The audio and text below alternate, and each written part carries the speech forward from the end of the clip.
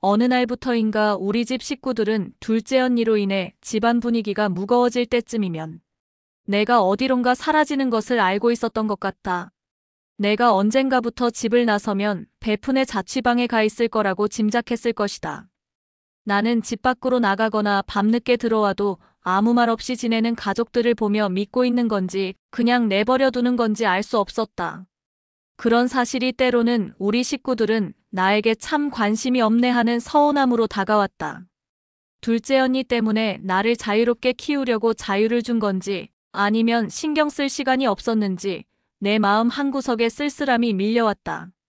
요즘같이 전 세계가 코로나19로 인해 난리가 아닌데 집순이가 되면서 이렇게 내 자서전을 쓰고 있는 이 시간도 또 흘러가겠구나 하는 생각이 든다.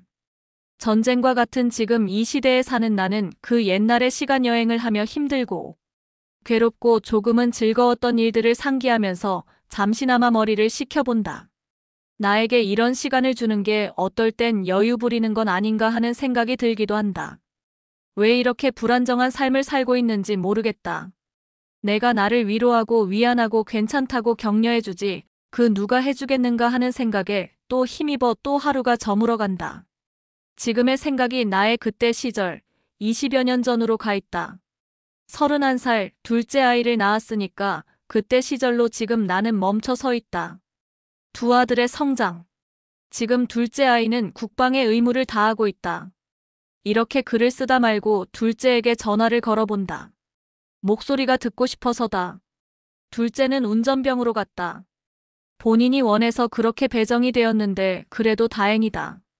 엄마인 내 입장에서는 두 아들을 두어서 국방의 의무를 큰애는 작년에 제대하고 올해는 작은애가 군 입대하면서 두 아들이 대견하기도 하지만 억울하기도 하다.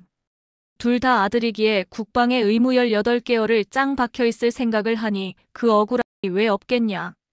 그래도 두 아들은 성품상 성실히 임했다. 그럴 수밖에 없다. 우리나라의 법이 그러니 어떻게 하겠나. 큰애를 임신했을 때에는 뱃속에 애가 좋아해서 그런지 수박을 참 많이 먹었던 것 같다. 둘째 임신할 때에는 평범하게 된장찌개와 짜장면을 많이 먹었던 것 같다. 아들 둘을 키우면서 나는 아들 둔 위세를 떨지 못했다. 보통 아들들을 부를 때 아들, 아들 하며 부르기도 하는데 나는 그렇게 부르지 않았다. 왜냐하면 시댁 쪽의 형네는 딸만 둘이다. 거기에 눌려 작은 둘째 동생, 즉 남편이기에 당당히 못 불렀다. 그리고 친정에 가서도 마찬가지였다. 그때까지만 해도 오빠네도 딸 둘, 동생네도 딸 둘. 더군다나 친정아버지께서는 나에게 그렇게 말씀하셨다. 너는 아들 둘이나 낳고 복받은 거야 라고 말이다. 그리고 동생도 친정아버지 바람인지 딸 둘이었지만 아들을 은근히 바라는 눈치였다. 그러면서 친정에 한 번씩 가면 우리 애들을 부러워하는 눈치가 보였다. 말은 안 하지만 그다지 우리 애들한테 잘 안 해주는 것 같았다. 하지만 오빠는 달랐다. 우리 식구가 친정에 내려가면 오빠는 꼭 우리 애들에게 용돈도 주고 사랑의 눈빛으로 사랑스럽게 쳐다보는 듯 했다. 그래서 오빠와 동생은 좀 많이 달랐다. 큰언니네는 딸 둘 하다가 셋째는 아들인데 그 아들이 3살 때 희귀병에 걸려서 병원에 전전긍긍하며 마음고생이 심했었다. 물론 그 조카가 지금은 인간 승리하여 세상 밖으로 자신의 끼를 펼쳐서 DJ로 활동도 하고 방송에 나오고 그리고 무엇보다도 어린 땐 호르몬 불균형으로 키도 안 자라서 호르몬 주사를 맞아야 했는데 지금은 키가 174cm나 된다. 천만다행이지 뭔가. 늘 친정아버지는 걱정하셨다. 제가 커서 사람 노릇이나 할까 하며 아버지 시절에 시대적인 언어를 쓰시며 그렇게 입버릇처럼 말씀하시곤 하셨다. 그렇게 두 아들 한창 손길이 끊임없이 들어 키우는 와중 시어머니께서 형네 집에 3달 계시다가 도저히 혼자 어쩔 수 없다고 하셨다. 왜냐하면 자꾸 형 내외가 시어머니로 인해 다툼이 잦게 되자 시어머니께서는 같이 못 살겠다며 다시 시골로 올라오시겠다고 난리를 부리셔서 나는 둘째 며느리로서 이렇게 말했다. 어머님은 저희 집에 모시겠습니다. 어떻게 시어머님도 아프신데 아프신 분이 시할머니까지 계시는 그 시골에서 사시겠어요? 저희 집으로 모시겠습니다. 그래서 우리 집으로 2층 집 좁은 방 2칸짜리이지만 우리 애들이 작아서 한 방에서 다 자고 남편만 건너방 작은 방에서 혼자 잠을 청했다. 그렇게 시어머니와 함께 살아가게 되었다. 우리 애들이 그때 큰애 4살, 둘째 2살 때였다. 그래서 내가 자투리 시간에 아르바이트 나갈 때면 둘째는 시어머니께서 구부정한 허리로 업어주시곤 했다. 그리고 내가 저녁 때쯤 들어와 저녁 식사 준비를 하려고 하면 시어머니께서는 나가서 일하느라 고생했다며 며느리 밥상을 손수 차려주시는 게 아닌가. 나는 또 감동이었다. 구부정한 허리로 그 좁은 주방에서 주섬주섬 냉장고에서 반찬을 꺼내 당신이 해놓은 된장찌개와 밥상을 차려주신 거다. 나는 그 밥상이 너무나도 황송했다. 가끔 시어머니께서 술을 좋아하셔서 한 잔씩 드셔서 몸을 가누지 못할 때도 있어서 힘겨울 때도 있었지만 나는 지금도 그때의 어머님의 밥상을 잊지 못한다. 그러던 어느 날 시어머니께서 내가 아르바이트 나가서 그날은 저녁 컴컴할 때 들어왔는데 현관 유리가 깨져 있었다. 그리고 안에서 떠드는 소리가 났다. 남편의 화가 난 목소리였다.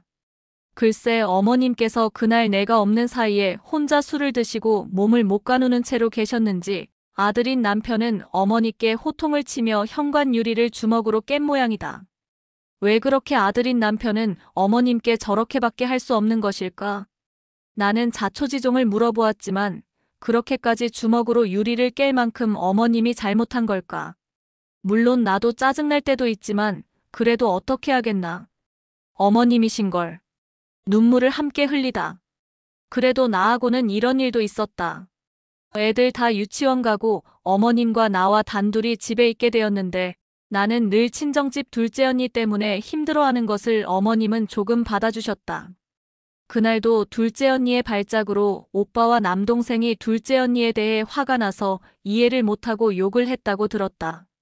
나도 그 상황을 이해는 가지만 그래도 평생 주변 식구들에게 짐이 될 둘째 언니의 일생이 걱정스럽고 괴로워서 어머님께 친정 이야기를 하며 눈물을 보이니 글쎄 어머님께서 같이 눈물을 흘리셨다.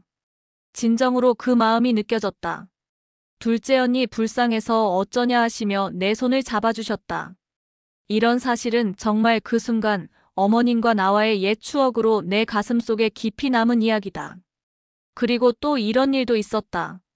어느 날 어머님이 나라에서 받는 노인 교통비 3만 원을 나더러 찾아오라시며 통장을 내미셨다.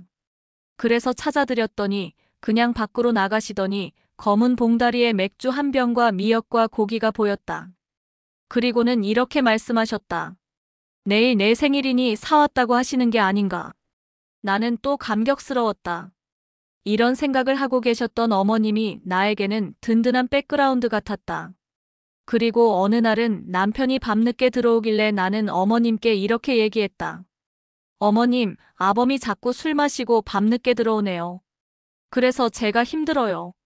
그랬더니 어머님께서는 내가 이따 아범이 들어오면 혼내주마 하며 장단을 맞춰주셨다. 그래도 이렇게라도 어머님께 나의 힘든 점을 이야기할 수 있어서 나는 그래도 살만했다. 그리고 그날 밤늦게 들어온 아범은 어머님께 진짜로 혼났다. 나는 그래도 의정부에 와서 힘든 나날도 많았지만 이렇게 어머님이 내 편이 되어주신 것 같아서 마음 한 구석이 안도감이 생겨 또 힘든 나날을 견뎌가며 웃으면서 살려고 애썼나 보다.